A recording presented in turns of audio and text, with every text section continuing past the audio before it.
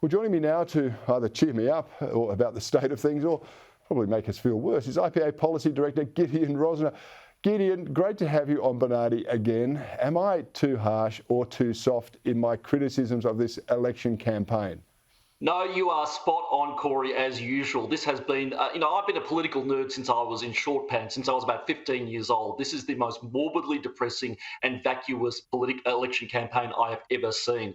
This is what happens when you have both sides of politics simultaneously running a small target strategy. This is what happens when the Liberal Party, frankly, loses its soul over issues like net zero, Paul Fletcher's insane plan for internet censorship, an unwillingness to tackle red tape, the horrible way in which they aided and abetted all of the lockdowns, underwrote all of the lockdowns in Australia. The good news is, as you said, there are plenty of other parties on the right that traditional Liberal supporters have to choose from. And one thing that I think is being underreported is the way in which their vote has surged. And I think, as boring as this campaign is, election night will be a blockbuster. There will be results thrown up that nobody has seen coming. I don't know what they are, but this is an election to me. It feels like a 2016 type moment is about to deliver itself. So we'll just have to wait and see what happens. Yes, it's going to be very interesting election night. I mean, we're all going to cheer on our teams, but I, frankly, don't see much difference between the Liberal-Labor parties. One is, managing the decline of Australia slightly less diligently than the other, I suspect.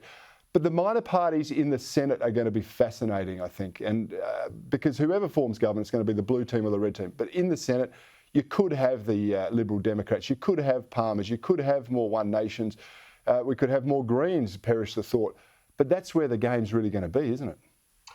Yes and no. I think the Senate will be very interesting, and I certainly hope we end up with a balance of power filled with it. And what's been encouraging is voters are starting to refer to them as the Freedom Parties. Well, the Liberal Party should be the damn Freedom Party, but I think a crossbench of Freedom Parties in the Senate keeping the bastards honest would be a godsend for Australia at this point. But don't count out the lower house. I'm not sure that the minor parties are going to win too many seats, and I'll put the Teal Independents in there. I think they'll underperform too. I think they've been overreported. But don't forget, with minor parties surging, that means preferences will be very, very, very important in determining marginal seats. And there's a lot of leakage.